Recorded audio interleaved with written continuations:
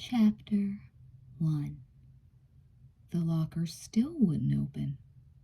Scott looked at the piece of paper they'd given him in the office. "Must be jammed," he muttered.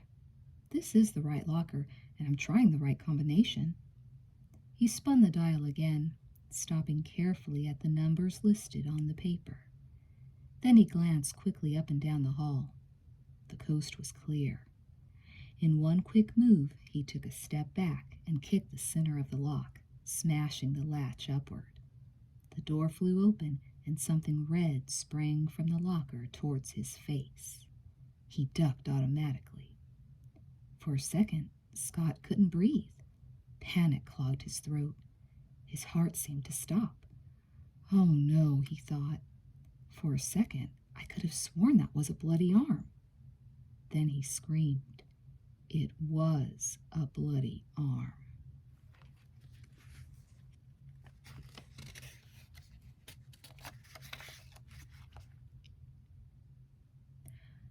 Mark scratched his head. What happens next? He asked himself. He tapped his pencil against his front teeth, thinking. He got a fresh piece of notebook paper and stared at it. It didn't help. He couldn't think what to write next. Finally, he crumpled the blank paper and flung it at the trash can next to the sink. "I'm never going to get done at this rate," he thought.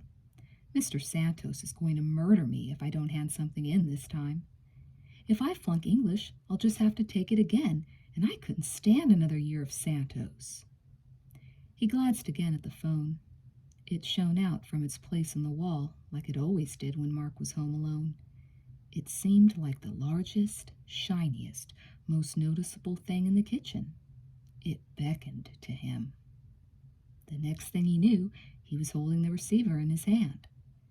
Feeling guilty, he dialed 976-Teen-2, the bargain teen talk line, line 2. He could call any line from 1 to 4, 50 cents for the first minute, 25 cents for each minute after that. There was no charge unless someone else was on, too. The line clicked, and Mark was on. "Hello," he said. "Hi, who's this?" asked a female voice. Scott," Mark said. "Hi, Scott. This is Steffi. Steve and Tracy are on the line, too." "This is Tracy. We're talking about guys getting too fresh," Tracy giggled. "Steffi says there's no such thing as too fresh, but I think she's being a tease." "Are you teasing, Steffi?" The voice was low and deep, so Mark figured it was Steve, the other guy on the line. He sounds odd somehow, Mark thought. "Maybe. Yeah, I guess I am," Steffi admitted. "I'd like to call you," Steve said, "to talk to you some more." "He's asking for your phone number," Tracy said. "Are you giving it out?" Not yet," Steffi said. Mark heard a key scratching into the lock on the apartment door. "Gotta go," he said. "Bye." He hung up the phone and raced for his chair, sliding into the seat as he heard the door close. "In here, Mom," he called. He scribbled furiously on the top piece of paper in the stack in front of him, crumpling it as his mother trudged into the room. He tossed the wad towards the trash can, adding it to the others he'd thrown. "We're supposed to be writing a story," he explained, "for English. You look tired," he added. "I am tired," his mother said. "My feet are starting to swell up from standing all night. It's a long walk home with swollen feet. I don't like walking home alone at night. It makes me nervous." She sighed. "Who'd have thought I'd end up as a clerk at Discount City?" I know, Mark thought. "You were Miss Spring Fever in 1854 or something. Maybe it was 1548, and voted prettiest girl in your class, and Miss Typist of the Year." "Miss Typist, too," she went on. "And look at me now." "We don't have it so bad," Mark said, feeling guilty about the phone bill he kept running up in spite of his promise not to. He wanted to make her smile. "We've got each other. What more could we want?" She did smile, looking pleased. She looks younger when she smiles, Mark thought. I guess she hasn't been smiling that much lately. And I guess she's not really so old. She looks a lot like me, too, he realized. Pale blue eyes, dark hair, curls. We could want a car, she said, but she kept smiling. Maybe you'll get better hours before it snows, he said. Maybe. She hung up her coat. I'm going to have my bath and go to bed, she said. Good night, and good luck on your story. I'm never going to be a writer, Mark complained, crumpling another sheet of paper. In a few minutes, he heard the water running in the bathtub. His eyes strayed to the phone again. Too risky, he decided. Sound carries too well in this place. After last month's bill, she'd kill me if she knew I was still calling. He looked glumly at the blank paper. What would happen next? He asked himself again. Scott would go for help, I guess. And when the people got to his locker, there wouldn't be any harm. Of course, the locker used to belong to somebody who got murdered. But Scott's a new kid, and he doesn't know that. Mark scribbled quickly, visions of bloody arm stumps, bloody knives, and bloody bodies filling his imagination. He shivered. I'm scaring myself anyway, he thought. Maybe this once Santos will give me a decent grade.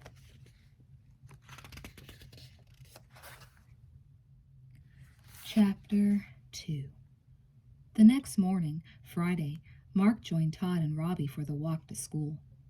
Together they grumbled about their assignments and compared their available cash, agreeing that their prospects were miserable in both departments. Then the talk shifted, inevitably, to girls. Did you see Gina this morning? Todd asked. Wow. Wow what? Mark asked. She looked good? Yeah, Todd said, his voice reverent. They all look good to you, Mark told him. I wish I had the nerve to ask one of them out, Todd said. All it takes is a little guts, Robbie said. And everybody's got guts. If you cut your belly open, you'd find guts inside. Guaranteed.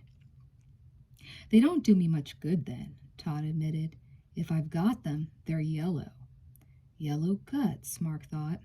That's me, too. Now take me, for instance, Robbie said, snapping himself on the chest. I figure girls want guys as much as we want them. Makes sense, right? Otherwise, where would the world be?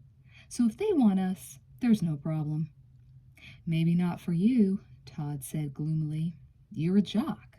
Girls like jocks. Girls like guys, Robbie corrected, emphasizing each word. Besides, I'm not much of a jock this semester, not until my grades improve. But look at the world, guys. I'm telling you, women go for men. Look at Mr. Santos. If you ask me, you couldn't find a bigger creep. But have you seen his wife?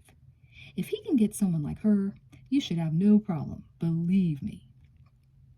Yeah, I suppose, Todd agreed, but he sounded doubtful. Mark folded his jacket collar up around his neck. The late September morning was chilly, the wind biting. Mark knew it would warm up later with a hot and sunny afternoon. Most days were still warm, but it was definitely getting dark earlier, and the nippy mornings and evenings of the past week promised an early winter. Are you going to the dance tonight? Todd asked them. Mark shook his head. Why not? Robbie asked. Oh, I'm going. There will be girls there. The girls with dates will be there, Mark pointed out. There are always plenty of single girls, too, Robbie said. Sure, and they stand with a bunch of friends, so you feel like an idiot breaking into their little group, Mark said. And they probably won't dance unless someone asks the friends, too, Todd added. Robbie shook his head. You're right. You're a chicken, he told Todd. But you're in good company. Mark's a chicken, too. Mark scowled, but he didn't disagree. He wished he was more like Robbie, with confidence, and an easy, teasing way with girls. It seemed like Robbie always had girls around him. Mark surprised his teacher by handing in the story he'd written. You're handing in an assignment the day it's due? Mr. Santos said, acting amazed. Is this the same Mark who's been in my class since the beginning of school? Or a doppelganger who traded places with you in secret? That's just like Santos, Mark thought.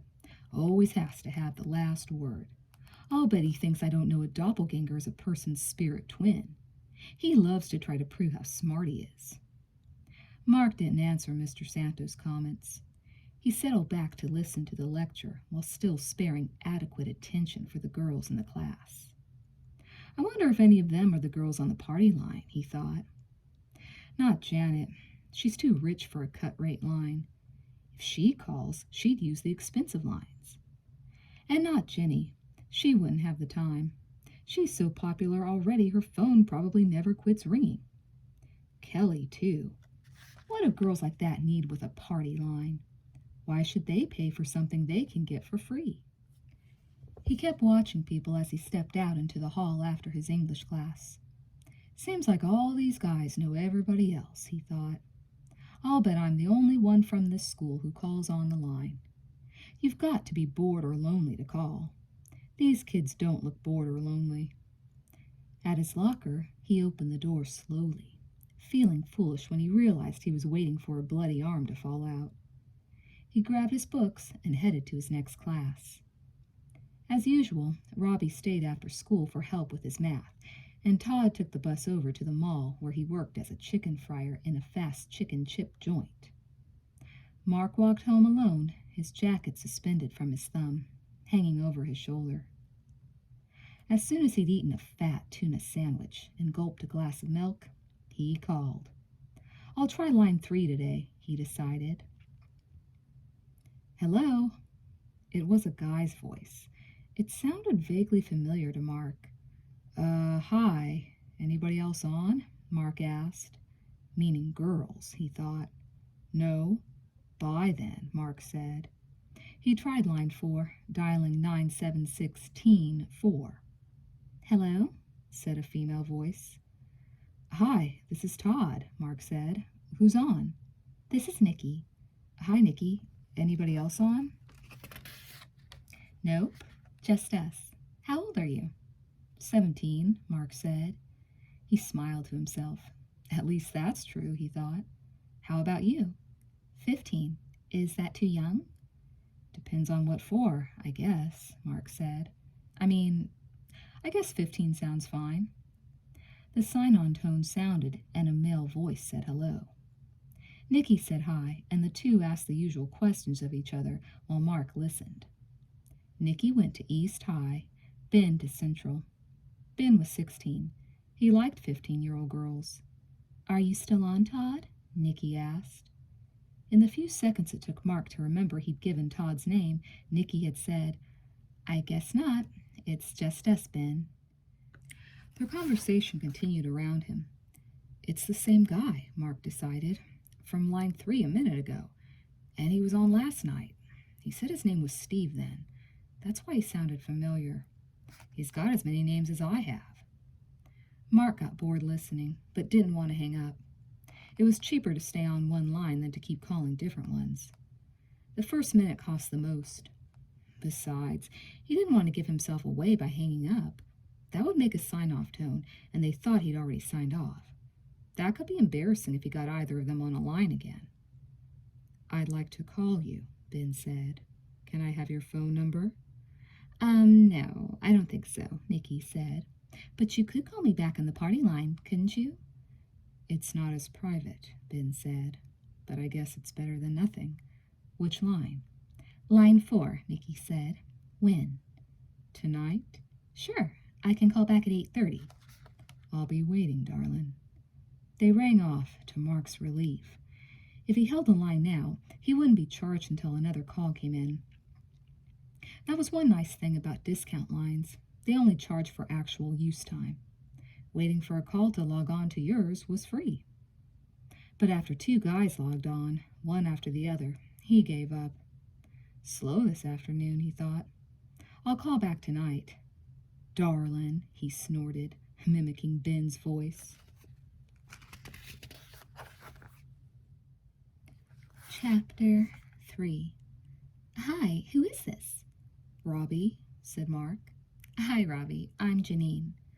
How are you doing? He asked. I think I talked with you a couple of weeks ago. You were having a pretty bad day. Yeah, well, that's the story of my life. One of these days I'll have my own place. Things will pick up then. Yeah, maybe, Mark agreed. Is anyone else on? No, Janine told him. I've been holding for nearly 10 minutes. Kept getting Nikki. I've heard her before. Talking with some guy named Robert mostly. Is that you? No, just Robbie, not Robert. Oh, this time she wanted someone named Ben. Oh, yeah, Mark said. I heard them earlier. I think he's going to call at 8:30. You want to know something I figured out? Janine asked. It's a trick. Yeah, sure. After you log in, hit 1, 9, and 7 together. That makes a disconnect tone. You know, that sign-off tone? What good does that do? Mark asked. I'm hoping it fools the computer, Janine said. If it sounds like a sign-off to the people on the line, which it does, then maybe the billing computer is fooled too. Maybe I won't have such a big bill next month. That would be great, Mark said. My mom hit the roof last month, and I didn't talk half as much as I have this month. It gets addictive, Janine agreed. At first, I just called to hear a friendly voice and, see what it was all about. And then I kept calling more and more. I know, Mark said. I've called so often I'm starting to recognize people by their voices. Yeah, me too, Janine said. You ever wonder how much of what people say is true? Mark asked. Like their names and schools and stuff? Yeah, Janine said. I guess a lot of people lie. I did, Mark admitted. My name is Mark, not Robbie. Janine laughed. I'm still Janine, she said, and I don't remember telling any lies. But I bet a lot of kids do. Sometimes the truth is boring, I guess. Or else we are, Mark said. I am, anyway. I call to talk, but I never have anything to say, so I wind up just listening. The sign-on tone sounded. Hello, Janine said. Who is this? Nikki, came the new voice. Still looking for Ben? Janine asked. Yeah. She sounded very young to Mark, more like 13 than the 15 she'd said she was. Mark felt sorry for her. She sounded so eager to get Ben on the line, and so disappointed when Janine answered. Hey, Nikki, he said. I was on the line earlier, remember? Yeah, Todd, right? Janine giggled. Yeah, Mark said. Anyway, Ben said he'd call you at 8:30, line 4. I thought you'd signed off, Nikki said. I just put the phone down, Mark lied. I dropped something and I put the phone down to get it. When I picked the phone back up, I heard you tell Ben you could call back at 8:30. Oh, Nikki said. Well, I'm glad you heard because I forgot what I told him. Write it down, Mark advised. Line 4, 8:30. Thanks, Nikki said. Bye. Bye, Mark and Janine told her. You've saved a romance, Janine said. Hey, I gotta go. I've been on forever. Can I call you back? Mark asked quickly. Sure, I'm on all the time, Janine said. Bye. I meant call you back at your home number, Mark explained, but the disconnect tone had already sounded. Mark hung up, too, then wondered if Janine had really signed off or if she just hit the 197 together. Too late now, he thought. I better do some homework and stay off the phone. At least I don't have to write another story for a while. He found a package of hot dogs in the fridge, along with a package of buns. Dinner, read the note his mother had left. Only the note was on a foil-wrapped stick of parquet. It must have fallen from the hot dogs, Mark decided. I'm sure she doesn't expect me to eat margarine. Things can't be that bad. He cooked 4 hot dogs and ate them. Then he unearthed his math book from the pile of things he'd dumped on the table and dropped into the couch, another hot dog in hand. He was surprised when he finished his assignment easily. He double-checked his answers. Math used to be harder than this, he thought. But this year, I've been understanding everything. Maybe I'm better at math than I thought. Janine sounded nice, he decided, stuffing his books back into his pack. I liked talking to her, and I actually talked instead of just listening. I wonder what she looks like. I don't even know if she's a blonde or brunette. She could have red hair, too, I guess. I'll have to ask her. We didn't really say anything personal, he thought. Though I guess that's what happens on the line. I've listened to enough conversations to know. People talk a lot, but they don't usually give out personal information. At least, not right away, he decided. Maybe they do later, after they've talked a few times. Maybe once they feel like getting personal, they give out their phone numbers and go on from there on their own lines. He sighed. He wondered if he was hungry enough to eat the rest of the hot dogs. He decided he was. He wandered into the kitchen and put the hot dogs in a pan to fry. He loaded the buns with mustard, ketchup, and relish, then assembled the hot dogs. He had to walk by the phone to reach the table. The phone seemed to gleam on the wall, and the harder he tried to ignore it, the more it caught his eye. With another sigh, Mark picked it up. He called. Chapter 4. Line 4. It was almost 9. Nicky and Ben were on the line. "This is private," Ben's voice said. "Do you mind?" Not even a hi first, Mark thought. He punched 197 at the same time and heard the tone. Janine was right, he thought. It sounds just like the sign-off tone. He wasn't actually interested in Nicky and Ben's conversation, but he thought it served Ben right to have someone eavesdrop after Ben had been so rude. "So, darlin', what do you look like?" Ben asked. "You can tell me that, can't you?" "I'm about 5'5", Nicky said. Mark thought she sounded sweet and shy and very young. "I weigh 110 pounds. I have brown hair. It's curly. Blue eyes." "Light brown hair, sweetheart?" Ben asked. "Or dark brown?" I know his voice, Mark thought. Not just from the party line. I've heard it somewhere else. I wonder how many of these people I know. I'll bet I know lots of them. "Light brown," Nicky said. "Is that okay?" "Why, of course it's okay. It's wonderful. And what do you like to do? Ride horses? Bike? Hike?" "I like to take long walks," Nicky said. "That sounds like fun. Where do you walk? In the country? Or to the mall or something?" "Mostly I walk in this field," Nicky said. "It's a big field with a bumpy path around the edge, near where the irrigation ditch runs. I see pheasants even, and sometimes I hear that bird. I think it's a meadowlark. Its song is so beautiful. It's sad and happy at the same time. Kind of like me, maybe." "That's nice, darling. I'd like to hear those birds, too." "You'd like them, I bet," Nicky said. "I like to think they're telling me things will be okay." The sign-on tone sounded for another caller. "This is private. Do you mind?" Ben said. "Yeah, I do mind," the new caller said. "I'm expecting a call on this line." Mark thought the new voice sounded faintly familiar, too, though he couldn't place it. It doesn't matter, he thought. One thing I know for sure is as long as Ben and Nicky and I are all on the line with the last caller, whoever he's expecting won't be able to get through. 4 calls are all each line can handle. "I have to go anyway," Nicky said. "Can I call you again?" Ben asked.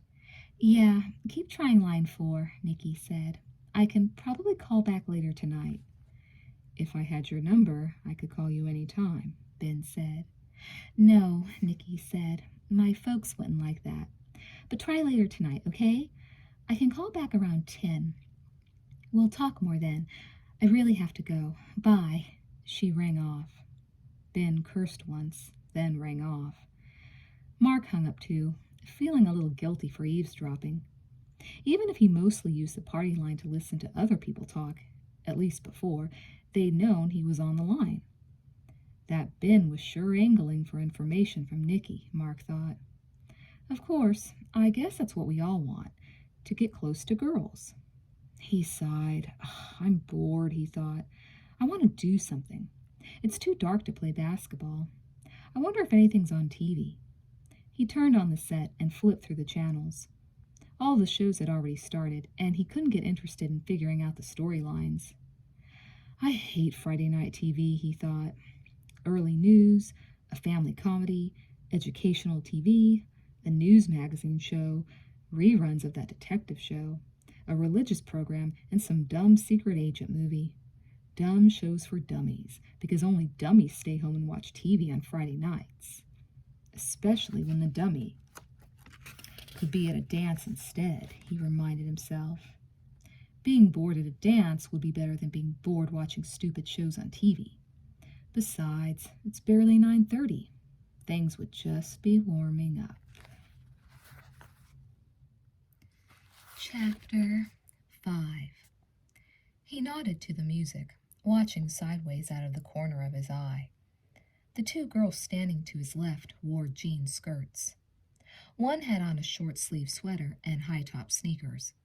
One wore a striped blouse and dressier shoes. They kept whispering together, but Mark couldn't tell what they were saying. He could just hear the rise and fall of their voices. Robbie came by and draped a ribbon of crepe paper around Mark's neck like a tie. "Hey," Robbie said. "Glad you decided to come. Good move. Guess what? I got a job this afternoon. Teaching."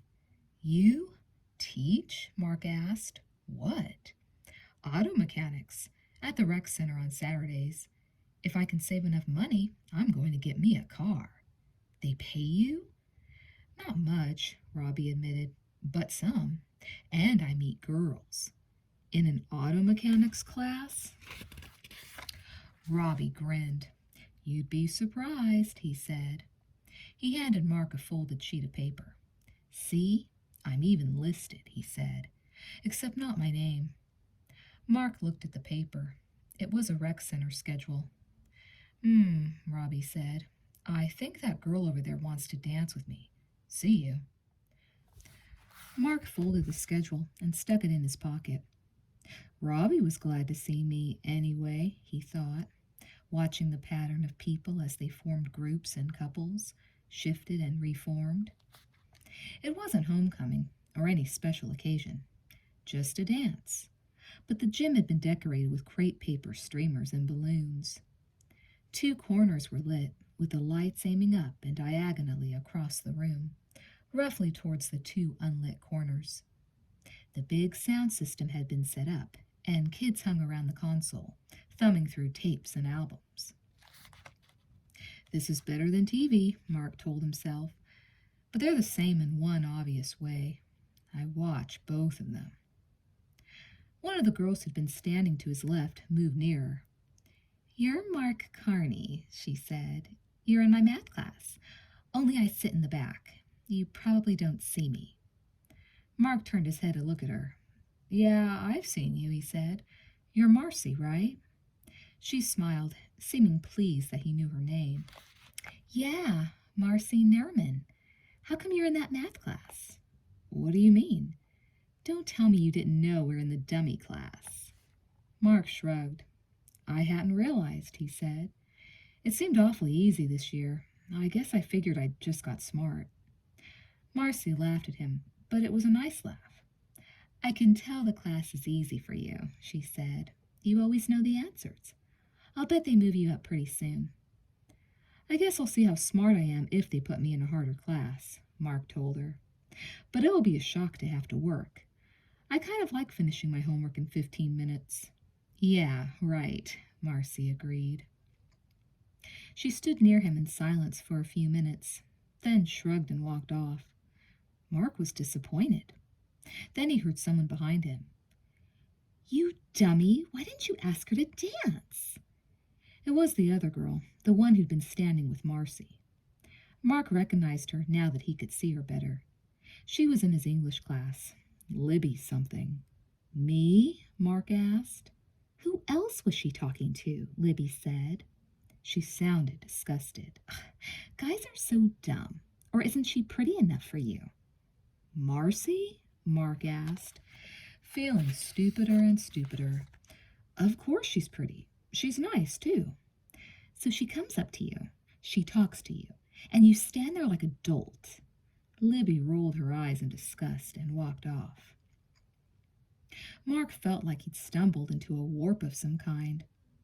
Not a time warp, for the time hadn't changed, and the room was familiar. He knew the people, he spoke the language, but the words didn't mean what he thought they meant. I am a dolt, he thought. If I've got this figured out right, Marcy was telling me she'd dance with me if I asked, and I was too stupid to understand. He wondered if it was too late to find Marcy and ask her to dance. He wondered if he had enough guts to find Marcy and ask her to dance. He wondered if he would always be stupid or if he'd get smarter as time went on. He looked around the gym, trying to see where Marcy had gone. He wished he was standing with a couple of other guys instead of all alone. It looked more interesting to be in a group. At least those people had someone to talk to. I could still ask someone to dance, he finally realized. There are lots of girls standing around, but maybe they don't want to dance. If they don't, why are they here? Maybe they just don't want to dance with me. Anyway, if I ask someone to dance and Marcy sees me, she'll think I specifically didn't want to dance with her, 'cause there I am, dancing with someone else when I didn't ask her. That would hurt her feelings. Finally, feeling totally confused, he left. Chapter 6. Mark was almost halfway home when he heard the footsteps behind him. He looked around, suddenly nervous. There was no one there. I am not going to run, he told himself. I'm just scaring myself. There's no one there. No one is following me. The night sounds seemed to amplify, becoming sharper, echoing and rapping, crackling and slithering. The air seemed like a mass, a fog that he had to push his way through. Somewhere behind him, a twig snapped. Mark walked faster. He couldn't seem to catch his breath. This is so dumb, he told himself, but he couldn't seem to keep from walking even faster. If only he could make it to the end of the block. There was light at the end of the block. This town could use more street lights, he thought. It would be safer. A dog barked outside the house to his left, and he jumped, jerking violently. Then he heard the footsteps again, and a strange squeaking noise. He stepped into the ring of light cast by a street light at the end of the block. He realized he'd been holding his breath and let it out in a slow gasp. From here home, porch lights, business night lights, and street lights would pave the way. I will walk in the light, he thought, grinning because it reminded him of the TV evangelists. You idiot, he told himself. You're not 8 years old anymore. You're a big boy now, and you don't need lights to get home safely. But he was still relieved. All of a sudden, the lights went out. All of them, like candles on a birthday cake. What's happening? He thought wildly. Is it a blackout? A power failure? The squeaky sound emerged from the darkness. It was a voice. It was right behind him. It was so real and so immediate that he spun around, looking for whomever had spoken. Mark, said the voice, you have my arm. I want it back. This better be a joke, thought Mark. He started running. Robbie, he thought. Todd? His feet weren't moving. They felt as if they were stuck in tar, like they were glued to the sidewalk, and he couldn't lift them enough to get away. He looked behind him again and saw a man's figure, a man with only one arm. Mark, the man hissed, I have something for you. I found it. I found my arm. I'll share it with you. Only then did Mark see the stump of a bloody arm clutched in the man's good hand. He was raising the stump to strike Mark with. Mark looked up. The bloody arm was beginning to descend. He looked straight into the man's face and saw, Mr. Santos, gasped Mark, sitting suddenly upright in bed. He looked around. What? He thought. I'm home. I'm in my own bed. I'm safe. I'm safe. He shook his head to clear away the nightmare. No more walking home alone in the dark, he promised himself. No more whole packages of hot dogs for dinner. And no more horror stories from Mr. Santos. Ever. Chapter 7. I don't know, she said. Maybe I stink and don't know it, but nobody's ever said so. You don't stink. Guys stink. They're just so stupid. Mark thought of them as girl number 1 and girl number 2, though he thought girl number 2 sounded a little like Marcy's friend Libby, the girl who'd called him a dummy at the dance the night before. He called in, then faked the sign-off signal when he realized the girls were discussing guys. It had taken a lot of nerve to call in at all with his mother in the other room. But she'd seemed so engrossed in the paper, Mark decided it was safe to call, as long as he didn't say anything. He was still nervous, though. Not only was he eavesdropping, it was also the first time he'd ever called a line with anyone nearby. But I need to hear this, he thought. I can learn something, and I need to learn something about girls. At the rate I've been going, I'll be 80 before any girl even lets me hold her hand. What is so hard about being nice? Girl number 1 asked. I'd be happy if guys just smiled at me. I'd feel like I was at least okay. They walk by me like I don't even exist. They look at the ground or the walls instead of me. The only guys who even talk to me are the guys on the line who can't see me. That's great for the ego, you know?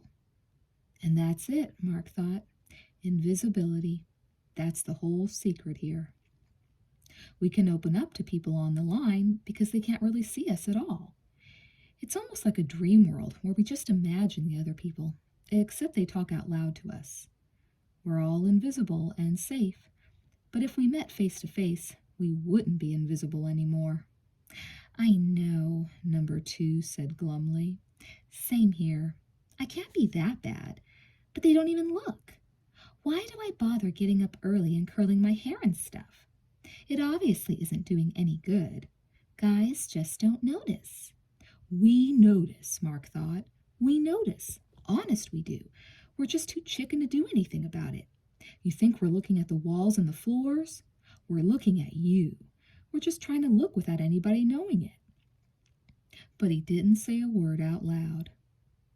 I wonder if they'd notice if we went to school looking awful, all frizzy-haired or something, number 1 said. Number 2 giggled. Yes, they would. They'd definitely notice then. They'd even look at us in the halls. The problem is, no matter how good we looked after that, they'd remember us forever as the frizzy-haired creature. No thanks. That's not how I want to be remembered. Isn't some kind of attention better than none? Number 1 asked. Number 2 sighed. Maybe, she said. Do you think I should just whack one of them upside the head? Would he notice me then? It really sounds like Libby, Mark thought. I wonder if it is. There's got to be a lot of kids from school calling in. Libby could be one of them. Even if it seems like a dream world, these aren't imaginary people on the line, not ghosts. They're just as real as I am. That might not be too bad an idea, number 1 said. I bet a lot of guys would notice you if you whacked them on the head. It's just so unfair, number 2 said. Guys don't do anything special. Just take a shower and put on clothes. And we notice them. Then we spend forever with hair dryers and curling irons and makeup, and it isn't enough. I don't know what to do. Maybe I'm just not pretty enough, number 1 said glumly. But if we have to be perfect to get a guy's attention, I'll never make it. It's depressing, number 2 agreed. So what do we do? Don't ask me, number 2 said. If I knew the answers, I wouldn't be sitting home alone talking to you. I just don't understand guys. Me either, number 1 said, sighing. It would be so nice to be smiled at, number 2 said, just once, and to have guys say hi when they see me. It would be nice to go do something with a guy, too. I'm not asking for a fancy date. Just walking together and talking would be fun. I gotta go, number 1 said. Listen, if you try anything and it works, let me know, okay? Yeah, same here. They signed off. Mark hung up too. Robbie said girls like guys, he thought. Maybe he's right. But why do I have to listen to a conversation on the party line to find it out? Maybe because that's the only place they feel comfortable saying it, he thought. Because it's so anonymous. You make contact with other people, but on your own terms. No matter what you say, you aren't revealing any more of yourself than you want to reveal. It's safe. He thought about the conversation, wondering if the girl could really have been Libby. Probably not, he decided. I wonder if I could find out.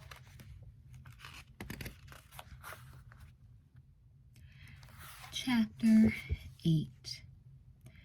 Monday morning, Mark was summoned to the counselor's office and switched to a more advanced math class. He was pleased with the change because it meant the teacher had realized he was able to do more difficult work. But it had been his only class with Marcy. He watched for her in the halls between classes, but he didn't see her all morning. In English, Mr. Santos handed back the stories the class had written, all except Mark's. Fear is an interesting part of being human, said Mr. Santos. Humans experience all kinds and degrees of fear. Take phobias, for example. A phobia is like an obsession. It's an extreme, irrational fear.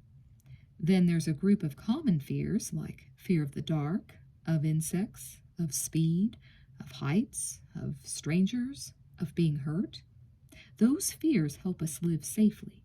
They're sensible fears. At least they are if we use them wisely, and it's pretty obvious how they can be used wisely. He wrote fight flight on the board. Fear releases adrenaline, and adrenaline makes you feel high. People like feeling high. Everyone in the class chuckled. Obviously, this is a protective mechanism, readying us to fight or flee, whichever we rationally decide is appropriate.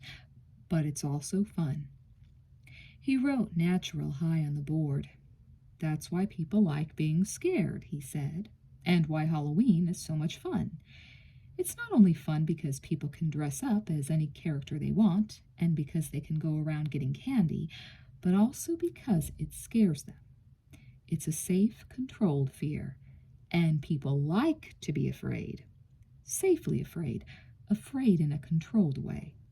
That's why Stephen King sells so many books, and why there's a constant market for horror movies.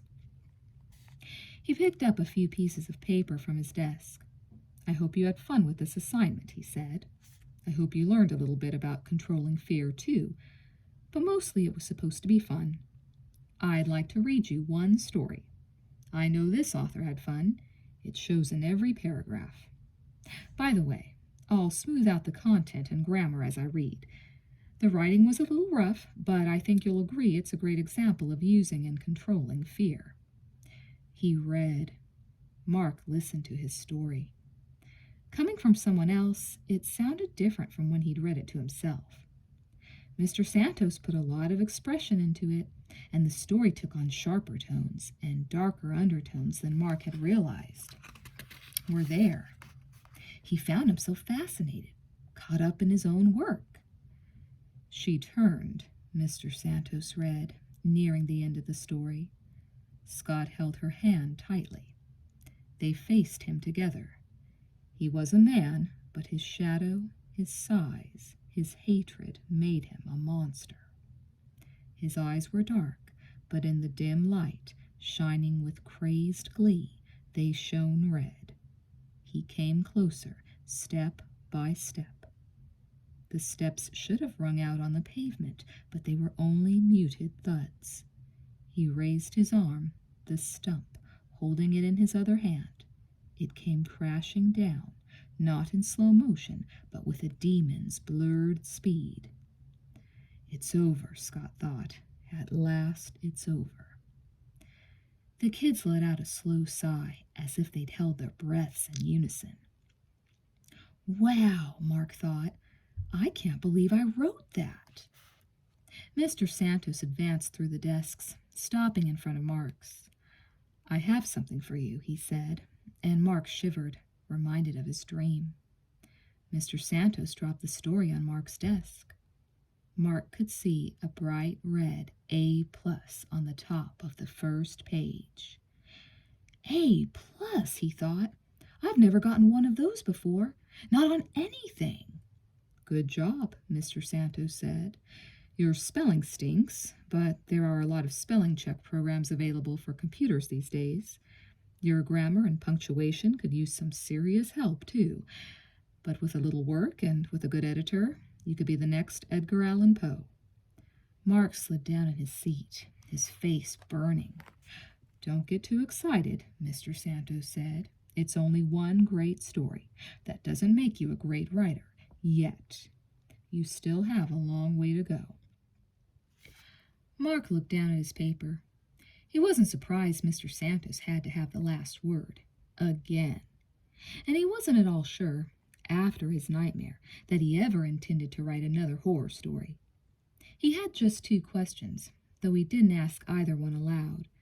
He knew who Stephen King was, but who was Edgar Allan Poe? And had he written anything lately?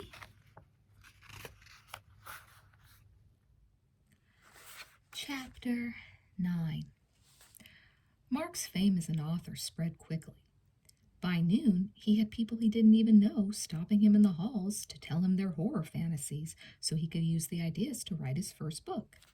See, this guy gets in a fight, and when he slugs the other guy, every place he hits, the other guy's skin splits open and spiders come falling out, climbing all over.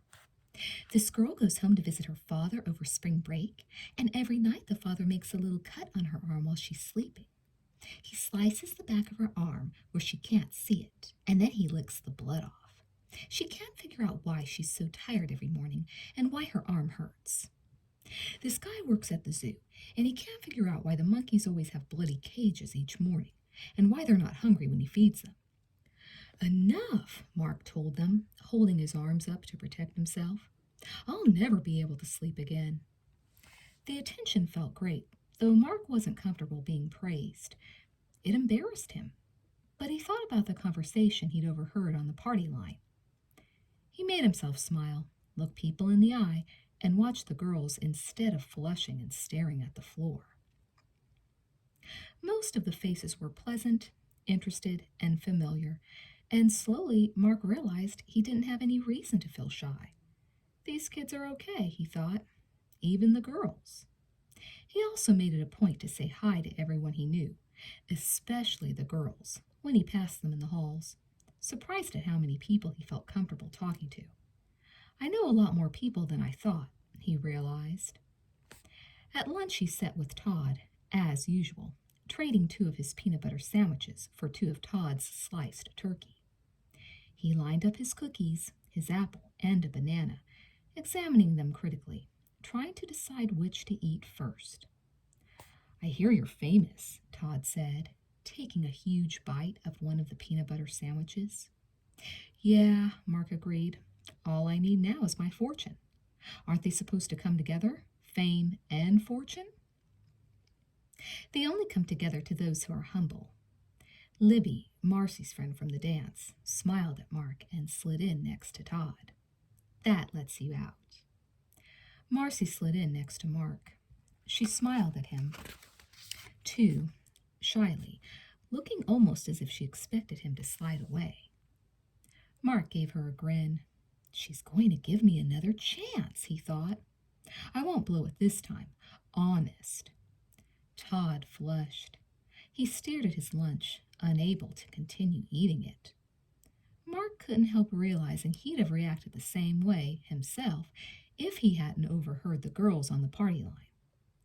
Now that he could see Todd's behavior from a different perspective, he had to admit it seemed unfriendly and disinterested, rather than shy and uncomfortable. How many people are you feeding? Libby asked, looking from Todd's 4 sandwiches to Mark's 4 sandwiches. Mark picked up the one he'd started eating and took a bite. We're still growing, he said. As if waiting for an example to follow, Todd took another bite of his own lunch. Marcy was small and dark, with short, dark brown hair that curled away from her face. She had on a white knit short-sleeved sweater and a pair of snug jeans. Libby was taller than Marcy and had light brown hair pulled back and held by clips. She, too, wore snug jeans and a striped t-shirt. Mark thought they looked great. "Trade you my cookies for your chips," he told Marcy. She looked over at his lunch, frowning thoughtfully. "I'm tempted," she said. "They're homemade," Mark said. "I'm wavering," Marcy said. "Chocolate chip," Mark said. "Sold," Marcy told him, tossing over her chips. Mark handed her the baggie of cookies, making sure to smile and to look right at her. She smiled back. He noticed that Todd was still staring at his food, though he was taking little bites now and then. He'd almost finished his first sandwich. "It was a good story," Libby said, talking to Mark but only glancing at him once. She kept looking sideways at Todd. She's interested in him, Mark realized. The signals are so clear when you know them. "Thanks," he told Libby. "The problem is, it's the first and only complete story I've ever written, and the absolute only good one. What do I do for an encore?" "That was your first story?" Libby asked. "How come it turned out so good then?" "I don't know," Mark admitted. "I just kept thinking of what would scare me, and that's what I wrote." Marcy shivered. "Libby told me all about it," she said. "It would scare me too.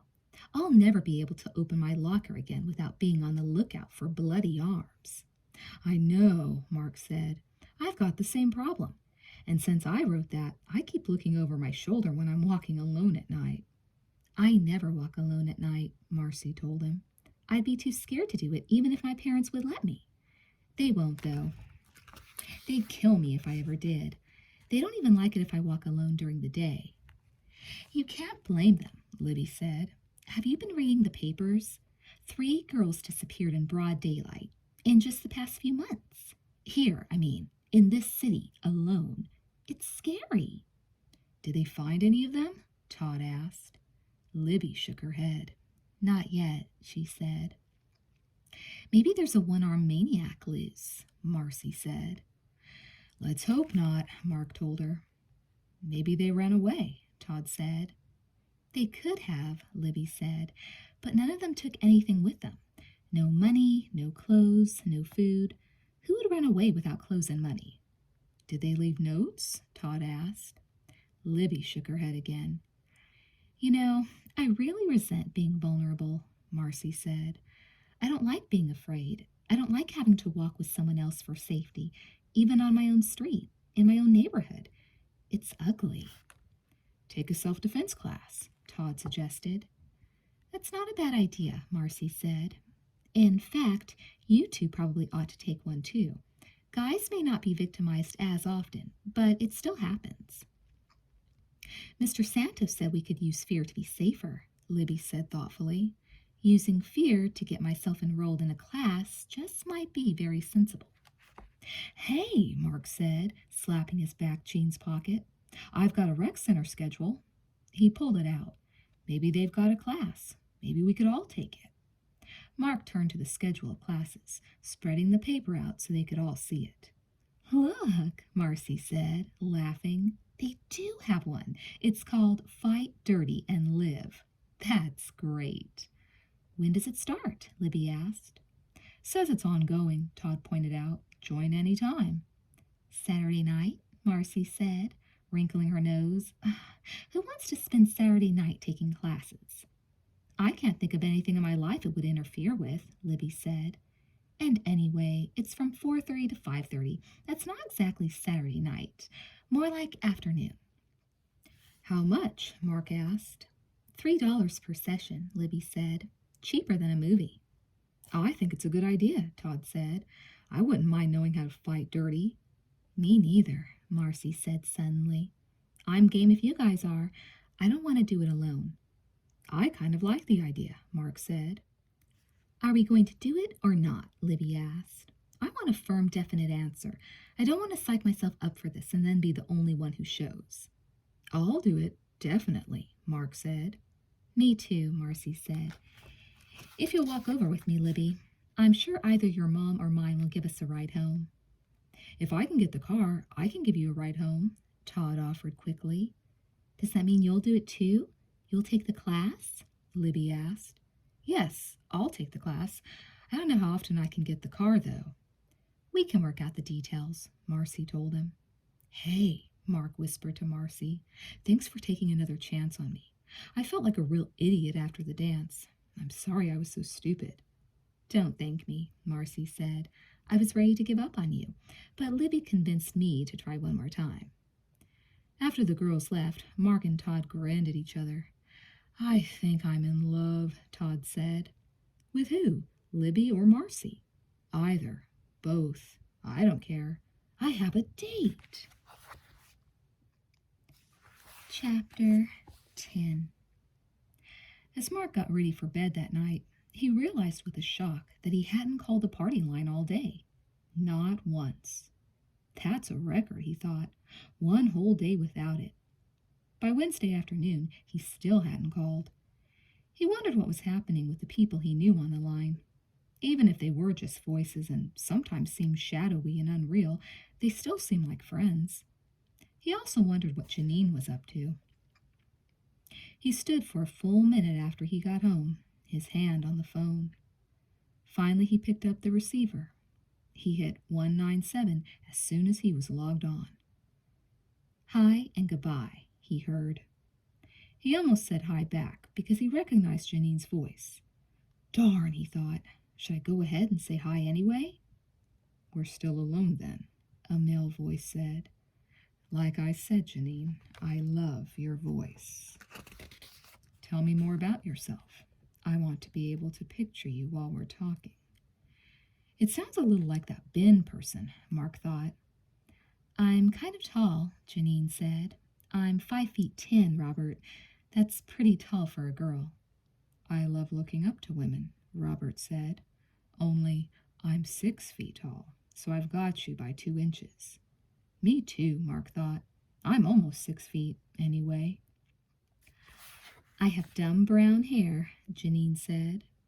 Now why is it dumb to have brown hair? It isn't, Janine said, but my hair isn't brown. It's dumb brown. Like it couldn't decide whether to be blonde or brown, so it did something in between. It's just dumb brown. Pale, but not blonde, and not dark enough to really be brown. Sounds pretty to me, Robert said. What else? And you sound full of it to me, Mark thought. Kind of greenish eyes, Janine told him. Nothing special. You shouldn't even think that, Robert said. Of course you're special. You sound sensitive and kind and smart. You're the kind of girl any guy would want to meet. Yeah, Janine said. Mark couldn't tell for sure, but he thought Janine was trying not to laugh. I'd like to meet you, the guy said. Mr. Santos, Mark thought suddenly. That's who it sounds like. No wonder he showed up in my dream. I must have recognized the voice even though I didn't realize it. What a jerk. Why would a teacher call a teen line, especially a married teacher? The add-on tone sounded. Hello? Who's there? Janine asked. I'm looking for Carrie, a boy's voice said. She's not on this line, Robert said, but I am. I was having a private conversation. The boy signed off. Why don't you give me your number at home so we can talk without interruption? The guy said smoothly. I never give out my number, Janine said. Never? I haven't yet, she said. Maybe I will someday, if someone sounds interesting enough. And I don't? He asked, sounding hurt. Not yet, Janine said. Well, I'm sorry I wasted your time, he said. The sign-off tone sounded. Hi, sensitive, kind, and smart, Mark said. Mark! Janine sounded pleased. I never should have told you my trick. I've turned you into an eavesdropper. Do you know how to make the sign-on tone? He asked. I'd have added myself back on, but I didn't know how. Good question, she said. I'll have to play around with it and see if I can figure out a sign-on for you. Sneak. You're the kind of girl any guy would want to meet, Mark said, grinning to himself. Were you on from the beginning? Someone signed on and then signed right back off. That was you? Yeah, I heard Mr. Smooth Talker trying his moves on you. I hear people like that all the time, like the guy Nicky was trying to connect with the other day. This guy could be his twin. I know, Janine said. He's got to be the same Robert I've heard Nicky talking to. He's determined. I'll give him that. I've missed you, Mark. What have you been doing instead of party lining? Improving my life, Mark said. He told Janine about his story and the self-defense classes he was going to take, though he didn't mention Marcy. I swear that guy you were talking to sounds just like my English teacher, he added. Why would a teacher call a teen line? He didn't sound old enough to be a teacher, Janine said, but he did sound too eager, and he really passed out the compliments. Does that mean you wouldn't like me if I said you were the kind of girl any guy would like to meet? Mark said. Janine laughed. You already did, but you're welcome to try it again. You never can tell. It might work this time. Actually, I think you sound like you'd be fun, Mark said. Easy to talk to, and I would like to meet you. There was a long silence. Finally, Janine said, I'm a chicken, Mark. What if you don't like me in person? And what if I do? Mark asked. There's that possibility, too, you know. Besides, you might not like me. Where would we meet? Janine asked. What will we do? I've got the perfect spot to meet, Mark said. How about meeting at church? For real? Janine asked. We don't have to go in, Mark said. But meet me at St. Mark's, okay? Isn't that appropriate? It's that big church downtown with the gold spire on 5th and Gertis. I know it. When? Sunday morning, 11, Mark said. We'll hold hands and walk and talk and feed the chipmunks in the park. You bring the chipmunk food, Janine said. I'll bring the people food. How will I know you? Mark asked. Do you really have dumb brown hair and greenish eyes, and are you really 5'10", or were you lying to oily Eager, whoever it was? Janine laughed again. I'm almost 5'9", she said. I exaggerated a little, but my hair is dumb brown and my eyes are greenish, and you'll know me because I'll wear a blue sweater, and I'll have my jacket. It's checkered. Okay, Mark agreed. And Janine? Yeah? Thanks. He smiled, even though she couldn't see him, and hung up the phone. Chapter 11. Saturday morning, while his mother walked to the grocery store, Mark cleaned the apartment. He scrubbed the kitchen floor, lugged laundry downstairs to the building's washroom, and started the machines, then straightened, dusted, and vacuumed while the laundry washed. He'd just finished folding the clothes when his mother returned. Mark helped carry groceries upstairs and put them away. No Oreos? He asked, disappointed. I baked cookies last week, and I'm going to do it again this week, she said. I'll bet you don't even remember that I used to do it all the time. Can you make Oreos? Mark asked. I'm making chocolate chip again, she said firmly. You will love them. They were good, Mark said, not mentioning that he traded some away. Why this sudden attack of baking fever? Because I'm tired of being too tired to do anything, she said. I'm tired of being in a rut. I work, I come home, I'm tired, so I take a bath and go to bed. I spend a lot of time feeling sorry for myself, watching TV and working. That's my entire life. But things are going to be different. I've decided life's too short to spend as a clerk at Discount City. Mark poured a glass of milk for himself and a cup of coffee for his mother, carrying them both over to the table. I've decided it's time for a few changes, she went on. First, I want a car. Me too, Mark said. I've decided it's too dangerous to walk home alone at night around here. Just look at the paper. If I find a cheap enough car, can you fix it up? Mark quit shredding the napkin he'd used to dab up some drops of milk. He wadded it into a ball, rolling it between his palms. I can do some, he said. Depends on how bad off it is, I guess. I can do tune-ups and brakes, adjust the clutch and do all the easy stuff like replacing belts and hoses. I can't do transmissions. I can't rebuild engines. Could you pick a car that won't need that kind of work? She asked. I mean, can you tell if the engine is good and the transmission and drive shaft? I didn't even know she'd ever heard of drive shafts, Mark thought, surprised. I can catch obvious problems, but I've got a friend, Robbie. He teaches auto mechanics at the rec center. He knows a lot more than I do, and I'll bet we could hire him to do the work I couldn't. His mother looked relieved. Good, she said. I was worried about getting stuck with an expensive lemon. Would you ask him if he knows of any cars for sale cheap? Sure. How cheap? Let's see, his mother said. We have to put some aside for insurance. The license plates shouldn't be much for an old car. I'd say we've got between 3 and 500. I know that isn't much for a car, but it should buy something. It would have to be a real clunker, Mark said. I wouldn't care if it runs and gets me to work and back this winter. That's what I care about. It doesn't have to be pretty. I'll ask Robbie, Mark said, finishing his milk.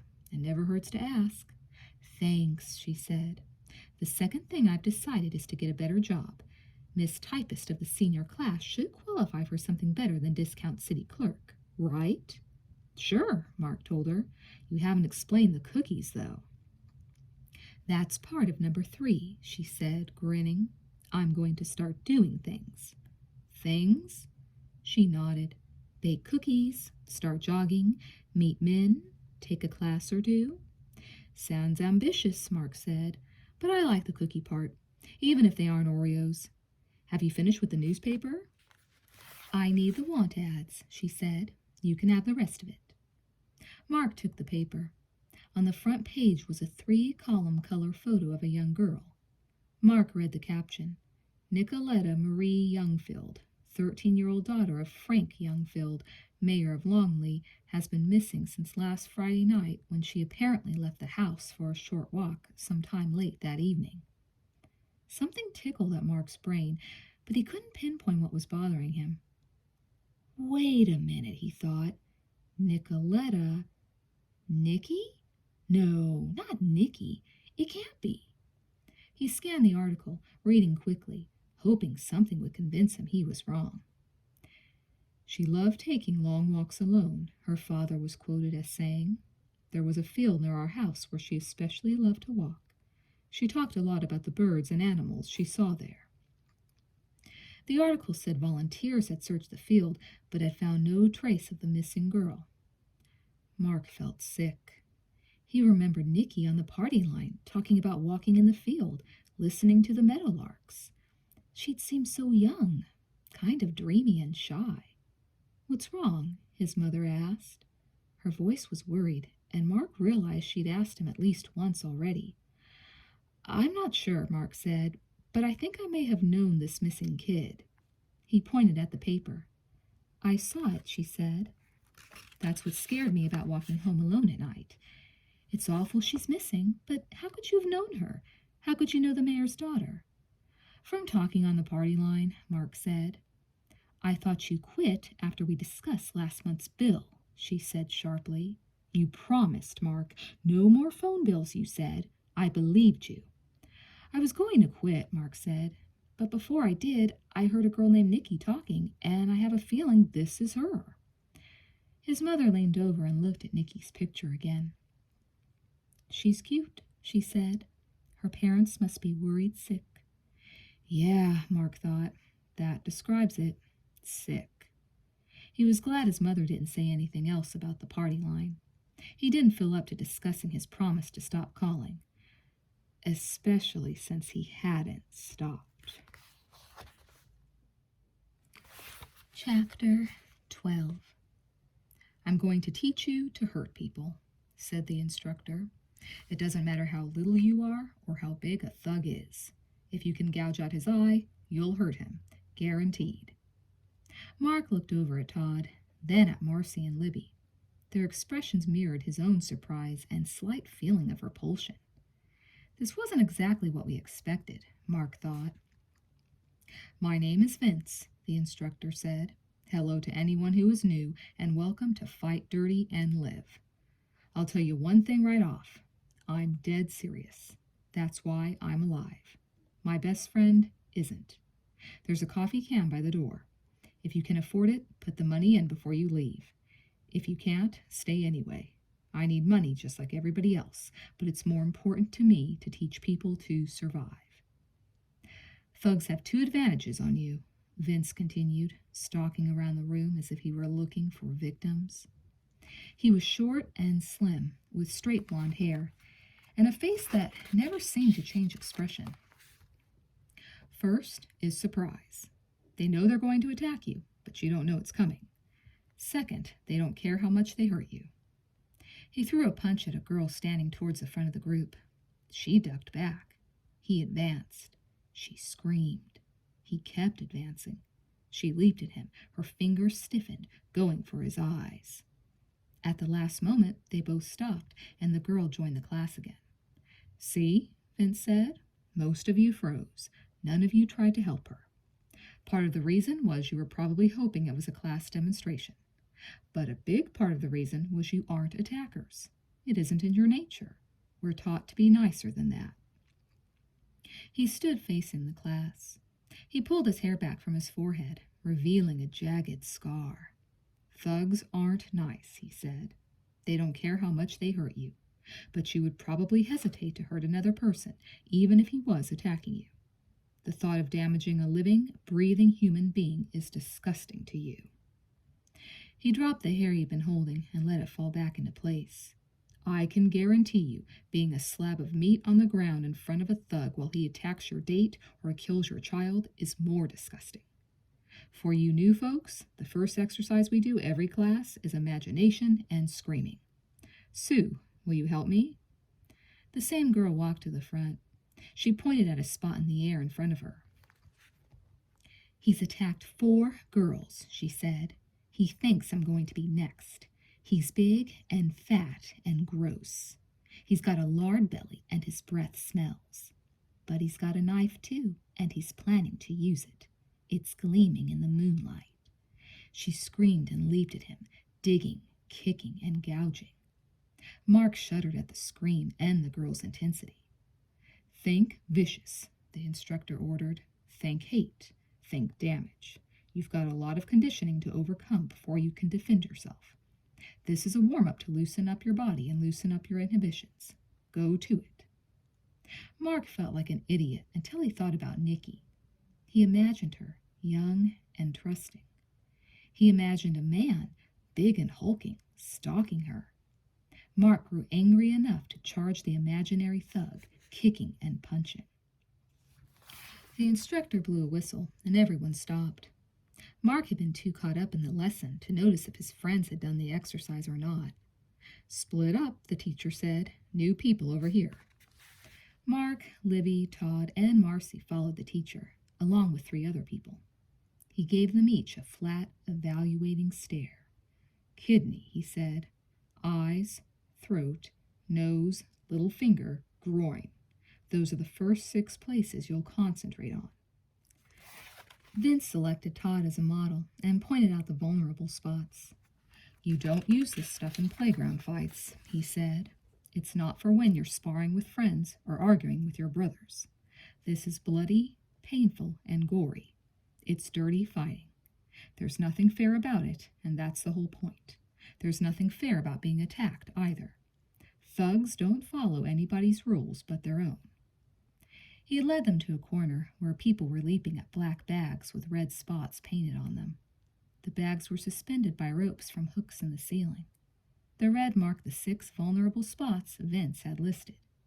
Divide into teams, he said. One of you swings the dummy around by manipulating the rope. The other one jumps at the dummy. Go for blood. He left them after showing them how to move the dummies. He joined the other groups, one by one. Wow, Libby said. He's something. He's really intense. By the end of class, they were all exhausted and sweaty, but full of high spirits. I desperately need something, Mark said. What? Marcy asked. I'm not sure, Mark said. Something to eat, and someone to eat it with would be a good start. He lifted his eyebrow in question at Marcy. She nodded. They dropped their money in the coffee can as they left. A good investment, Mark said. I hope I never have to use what I learned, Marcy said. but I feel less vulnerable already. In fact, I feel feisty. Libby laughed. It's all that fear, she said.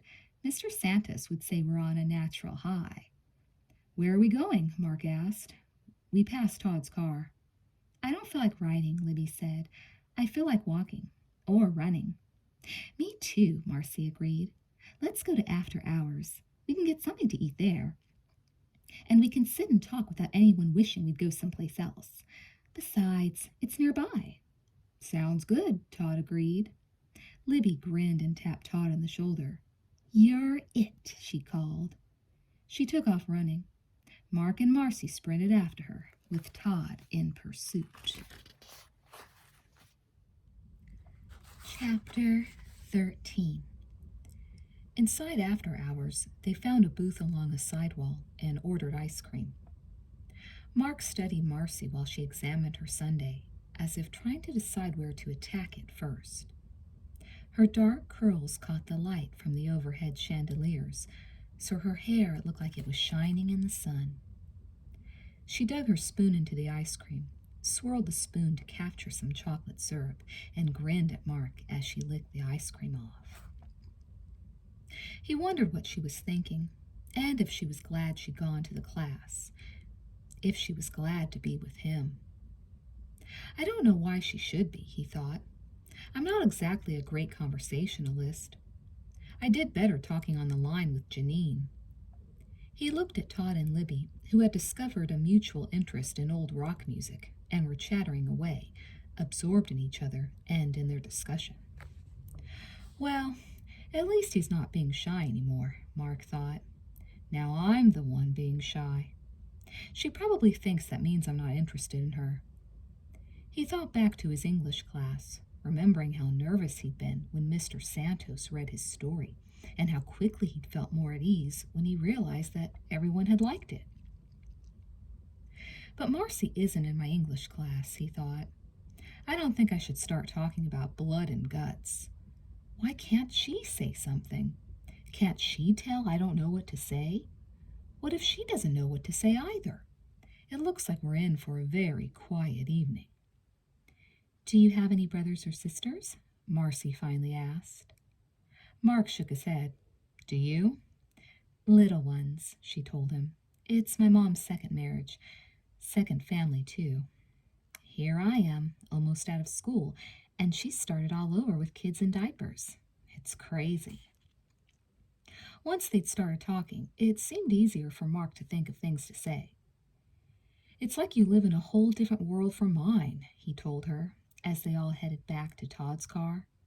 I can't imagine having to look where I walk to make sure I'm not going to collide with someone who's shorter than my knees. Or having to watch out for Lego people, Marcy said, laughing.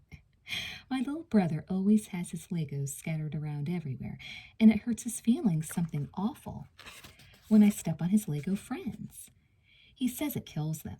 He can't seem to figure out that if he kept them picked up, I couldn't kill them. Just be glad it isn't frogs, Mark told her. I collected frogs. One day, my mom washed my jeans without checking the pockets, and looking at it now, I'm sure it was better she didn't check. I heard her screaming and ran downstairs to the laundry, and there were 14 of my favorite frogs dead in the washing machine. Oh, yuck. I started screaming then, too, Mark said. They were my absolute favorite frogs. They looked so pathetic, all clean, of course, but with their little legs all sticking out stiff and their eyes glazed. I'd have strangled you, Marcy said. I'm sure Mom wanted to, but I was so upset she couldn't bring herself to even yell at me. Todd had an arm around Libby in front of them. They were talking and laughing quietly, Libby's head resting against Todd's shoulder. Todd unlocked the door to his father's car, a small compact. He held the front seat forward while Mark and Marcy climbed in back. It's pretty crowded back there, Todd commented. Sorry. Mom drives a bigger car, but she wanted it tonight. I was lucky to get this one. I don't mind, Mark said. Honest. He was very aware of Marcy's jean-clad knee pressing against him in the cramped back seat. She smelled so good. He wanted the night to go on forever. Marcy turned slightly, looking up at Mark. "This was fun," she said. "I had a good time." "I do too," Mark said. Marcy didn't look away. Mark smiled at her. The lights and shadows played over her face as Todd drove past the street lights that lined the road. It made her look mysterious and secretive as her face was shadowed, then bright and cheery as the lights shone on her again. He wished he had enough nerve to kiss her. It would be easy, he told himself. Just lean forward. His heart thudded, but somehow he couldn't make a move. How can something so nice be so scary, he thought. He sighed. Todd was nearing Marcy's house. Mark could hear Libby's voice in the front seat, directing Todd to the third house up past the stop sign. Coward, Mark told himself. You lost your chance. He turned towards Marcy to say goodnight and found she was looking at him thoughtfully. Slowly, she leaned towards him. When their lips met, Mark was startled at the softness. Her hair smelled like flowers, fresh and sweet. "I'll see you at school Monday," she said softly, "at lunch." "Can I see you tomorrow?" he asked. "No," she said. "I can't go out on Sundays. I have to help Mom. House rules." Libby was spending the night with Marcy. Mark and Todd waited while the girls walked up to Marcy's house, then drove away in silence, lost in their own thoughts. Mark wondered about his evening, and Marcy. Do I love her? He wondered. It's too soon to be in love, isn't it? Yeah, he decided, it's too soon. Then he remembered his date with Janine in the morning. It would have been awkward if Marcy had said yes to tomorrow, he thought. 2 dates at the same time. Somehow, I can't see either Marcy or Janine being very understanding about that. That was a close call, he said aloud. Chapter 14. Sunday morning, Mark caught the bus downtown, staring out the window, but not really saying anything, wondering if he was just being imaginative or if the missing Nikki could really be the girl from the party line. He got off at the stop near St. Mark's and climbed onto the low stone wall that surrounded the church, enclosing the neat lawn. He had arrived early, so he settled down to wait, idly watching the people who passed. After a while, he started thinking about the missing girls again. He didn't notice the tall girl with long, pale brown hair who emerged from the crowd that had crossed the street. He didn't look at her blue sweater or at the red and black checkered jacket she held in her arms. He didn't see her at all until she stood at his elbow and said, "Mark?" Then he jumped. He focused on her face. It was clean, free of makeup, with naturally pink cheeks, naturally dark eyelashes, and eyebrows. She looked fresh and lovely to Mark, and very much alive. "Janine?" he asked. "Are you okay?" she asked. "You look upset." "Just thinking about a missing girl," he said. Janine made a face. "The mayor's daughter?" she asked. "There was a segment about her on the news. Did you know her?" "I think it's our Nikki," he said thoughtfully. "What do you mean, our Nikki?" she asked. "I don't know any Nikkis." Mark looked at her, wondering if she'd think he was crazy if he told her. He decided he didn't care if she did think he was nuts. He had to talk to somebody about it. "Let's go walk," he suggested. "The park's this way." As they headed up the street, he said, "I heard Nikki on the line. She was talking to oily-voiced Ben.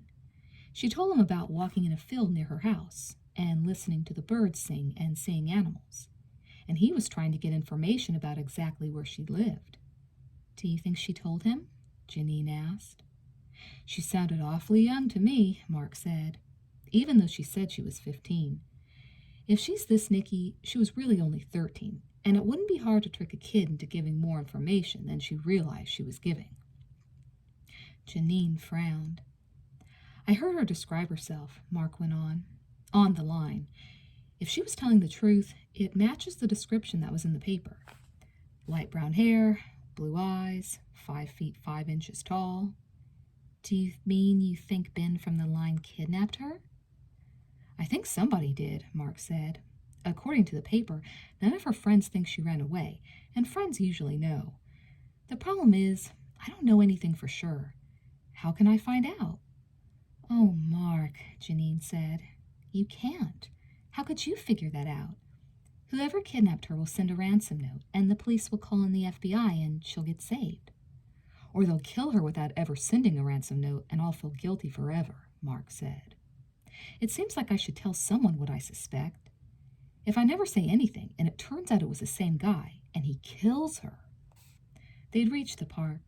Janine sat on a bench under a group of graceful, red-leaved sumac trees. Mark plunked himself beside her. I went to the cops once, Janine said finally. There was some trouble at home.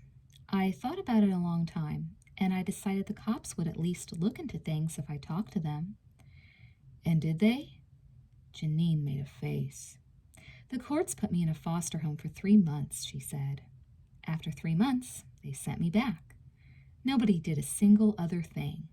Not the courts, the cops, or the social workers. Nothing changed except both my parents hate me for interfering, and especially for bringing the police in. She shrugged. I'm not saying you shouldn't talk to the police, but I am saying they messed up my life royally and didn't do one thing about the problem that I went to them for. That isn't very encouraging, Mark said, but they do have access to more information than I do. I wonder if they could check Nikki's phone bill, and maybe the other girls who've disappeared too. If they all had calls to the party line, maybe the police would take the idea more seriously. They might, Janine agreed, if they'll bother checking, and if the girls made the calls from their own homes. They could have made them from someone else's house, so not having any calls from the line on their bills doesn't mean they didn't ever call the line. Yeah, Mark said gloomily. I don't know what to do. It's silly, but talking with her on the line makes me feel kind of responsible for her, you know? I feel guilty. Why? Janine asked. Concerned I can understand, but why guilty? I could have told her to be careful. I thought she sounded awfully young. I could have warned her. I should have warned her. Oh, Mark, Janine said. I talked to her too, so that makes me as guilty as you are. And I heard her on the line lots of times, talking to lots of people. Everybody is guilty if anybody is, and if anything happened. We don't know that anything did. We don't know if this is the same Nikki. And she could have run away, even if her friends don't think she did. Ben was overeager to get personal information from Nikki, Mark said. I didn't hear all of their conversation, but I heard plenty. I thought he sounded creepy. A lot of people are like that on the line, Janine said. Everybody on the line wants to meet someone. That's why they call. I heard Nikki talking to lots of guys, and they all sounded eager. The ones I talked to sound eager. Come to think of it, you did a pretty good job yourself, convincing me to meet you. I guess you're right, Mark said. I don't really have anything to go on, but I can't just let it go. I feel like I have to do something. Then talk to the cops, Janine said. Since it was the mayor's daughter, maybe they'll be more willing to listen. Mark was silent for a while, thinking. Maybe it was just his imagination, building something out of nothing. As he thought, he gradually became more aware of Janine, sitting quietly beside him. He realized they'd been talking like they were old friends. She had a warmth that seemed to touch him, even though they were separated on the bench by several inches. She smelled of soap and ocean breezes. And she was pretty. Not pretty in a glamorous, perfectionist way, but in an easy, pleasant way that made Mark feel comfortable and unpressured and glad to be with her. He reached over and took her hand. She smiled at him. You're right about your eyes, he said. They aren't really green. They're greenish. Next time you describe them, though, you should say something better, like warm or lively or impish. Greenish sounds pretty dull compared to what they really are. Impish, Janine said, breaking into a grin. I could just hear me saying that. I'd sound like a real weirdo. Hey, Mark told her, I'm glad you gave me a chance. You feel like a friend already. But I'm sorry, I forgot the chipmunk food. I've got people food, she said. We'll share. Let's find a picnic spot. Janine carried what Mark assumed was an oversized purse or a school bag. She swung it by the strap while she argued over the perfect spot, finally settling on one that was half in the sunshine, half in filtered shade, near enough to the playground to watch the kids playing, but far enough away to ignore them if they chose. Then Janine dropped her bag on the table and began pulling out food. She handed Mark a plastic baggie of sliced fruit, passed him a napkin, pulled out a loaf of French bread, a package of cheese, and one of sliced ham, and a baggie of slightly smashed olives. 2 cans of grape juice completed the lunch. "Looks great," Mark said. "Save some for the chipmunks, remember?" Janine warned. Mark tore off a hunk of bread and set it aside with a few apple slices. "This enough?" he asked. He talked easily with Janine while they ate, learning more about her family, asking about friends and school and what she was going to do when she graduated. "College," Janine said firmly. "I'd like to get completely away from my parents. I can if I go to school out of state. How about you?" "I don't know," Mark admitted. "Maybe things will suddenly become clear to me before I graduate. My grades aren't good enough for a scholarship, and I'm not sure I want to keep going to school anyway, even if we did have money for college, which we don't. I guess I'll get a job somewhere and see what happens." While they were talking, Janine made several trails of food by tossing small chunks of bread and apple in a path from some nearby bushes in towards their bench. "Look," she whispered, grabbing Mark's arm. She pointed. A little tan nose poked itself out from a cluster of fallen leaves. The nose emerged farther. Then the whole body scurried out. Little paws snatched the piece of apple, and then the chipmunk whirled and scuttled back under the leaves. "He's so cute," she said. They fed him for a while, and then Janine started gathering the remains of their lunch. "It's getting kind of late," she said. "I still have homework." They headed back towards the bus stop. "I guess I will call the cops," Mark said. "It doesn't seem right not to do anything at all." He took her hand again, and they talked about other things for the rest of the walk back to the bus. They exchanged phone numbers. At the bus stop, Mark brushed some pale brown hair back from Janine's face, then kissed her very gently on the lips. She jerked away, then her face reddened. You startled me," she stammered. Mark grinned. "I intend to startle you again," he said. "I'll call you." She swallowed hard, then looked relieved as her bus hissed to a stop beside her. "Okay," she said. "Bye." And she disappeared up the bus steps. Chapter 15. After school on Monday, Mark called the police, asking for the detective in charge of Nikki Youngfield's disappearance. Detective Laker took the call, sounding tired and impatient. Carefully, unsure how to phrase it, Mark explained about the party line and how he'd heard a girl named Nikki call in, a girl who liked to walk in fields and who would talk with a guy calling himself Ben. "That's stretching things pretty far, don't you think?" the detective asked. "Maybe," Mark said. "Why did they have this private conversation when someone else was on the line with them?" Mark explained about faking the sign-off tone. There was a long silence when he finished. "Couldn't you at least check her phone bills?" Mark asked finally. "If she was calling from home, it will show up on the bill. That would tell you something."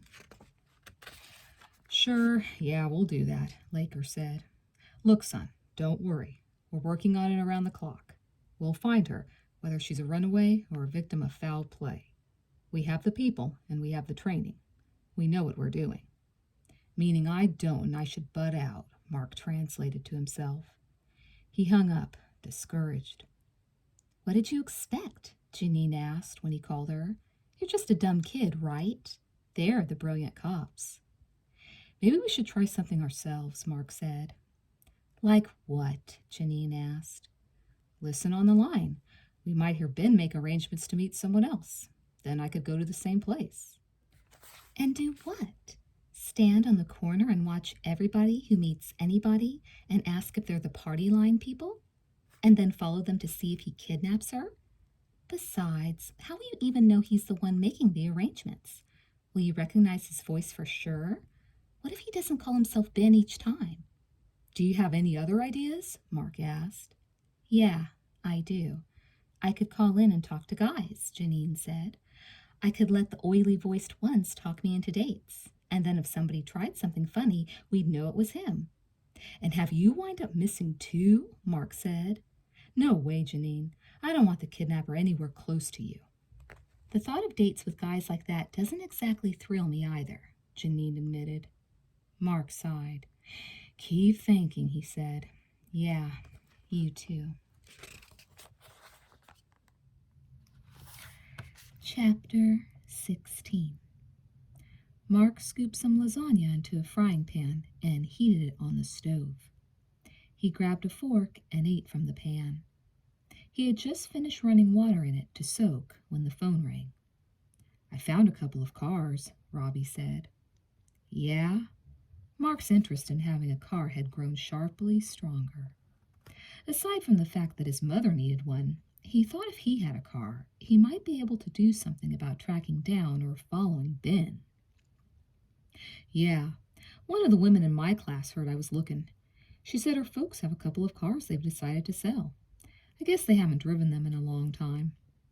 When can we go? Mark asked. I told them we'd call, Robbie said. I wasn't sure when you'd be able to go. I can go now, Mark told him. I want wheels. Mark met Robbie at his place, and they walked the 6 blocks to the address Robbie had gotten on the phone. The house was in an older section bordering the blocks of apartments where the boys lived. The homes there were small and brick, with wide front porches, and with old trees and thinning grass out front. There wasn't a tricycle or a swing set to be seen. They knocked at 217 Holder Place and waited. They could hear slow footsteps inside. The man who finally opened the door was stooped and gray, with gray hair, gray slacks, slippers, and a dark blue golf sweater over a pale gray shirt. It was obvious he had been a big man, for even with the bent posture of age, he was still as tall as the boys. His face was creased, but his eyes were bright and aware, his hair newly trimmed and his handshake firm. Edward Brindle, he introduced himself.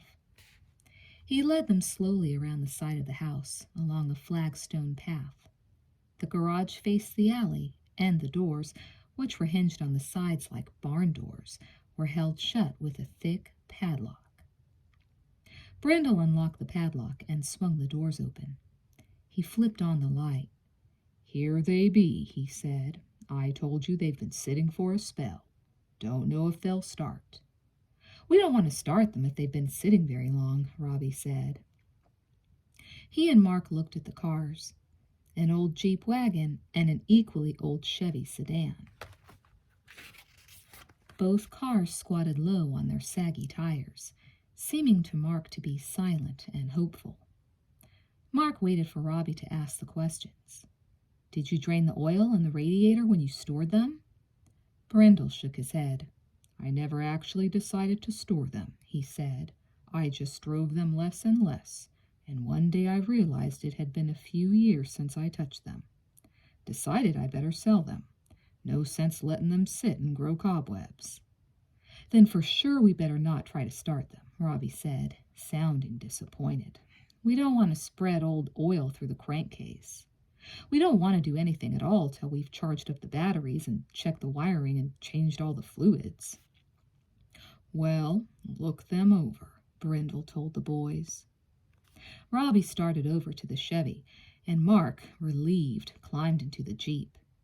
He'd been hoping for a 4-wheel drive for his mother to get to work in the winter, but hadn't figured he had much chance of finding one in their price range. But if there was any hope of getting either of these cars, he wanted the Jeep. It smelled musty inside, reeking of old oil, mouse droppings, and dust. The seats were cracked, and foam rubber showed through. There wasn't much else to see. The dash and glove box and all the knobs and switches were in their proper places. He decided the car seemed friendly, though sleepy and unaware. He knew he could wake it up. He knew it would rather be used than sleep out its useful years in an old garage. He climbed out and opened the hood.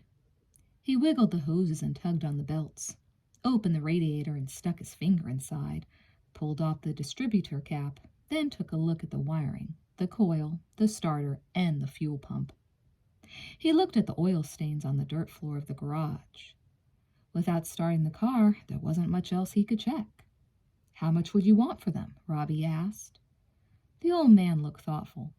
"Think you could fix these two old guys up all by yourselves?" he asked. Robbie nodded.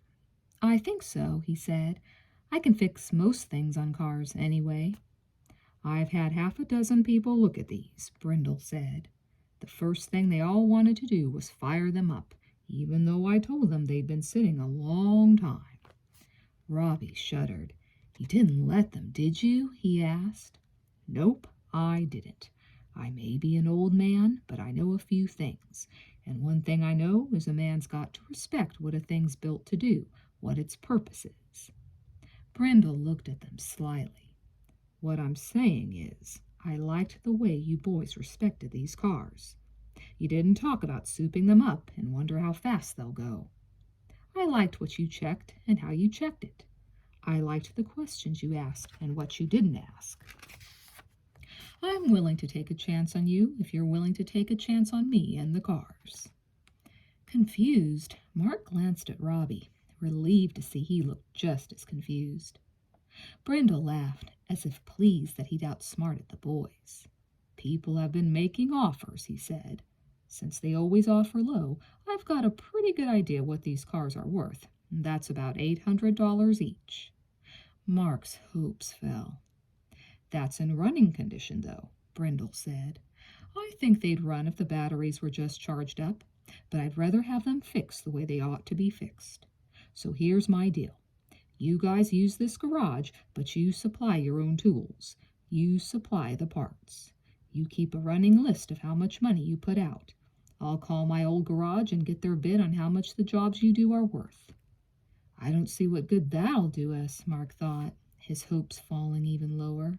"Mom and I could never go $800. "And when the cars are running right, we'll take the cost of the jobs and the parts off the $800 figure," Brindle explained. "If we come up with a figure you're willing to pay, the cars are yours for that price. If you're not willing to pay that price, I'll sell the cars to someone who is, but I'll pay you for the parts and labor you put out." "It sounds like a good deal," Robbie said. "You get the cars fixed and sold either way, and we either get a good deal on a car or a good price for our work." "So when can you start?" Brindle asked. "You won't chip us out of the parts, will you?" Mark asked. "I can't afford to buy parts for someone else's car." Brindle sighed.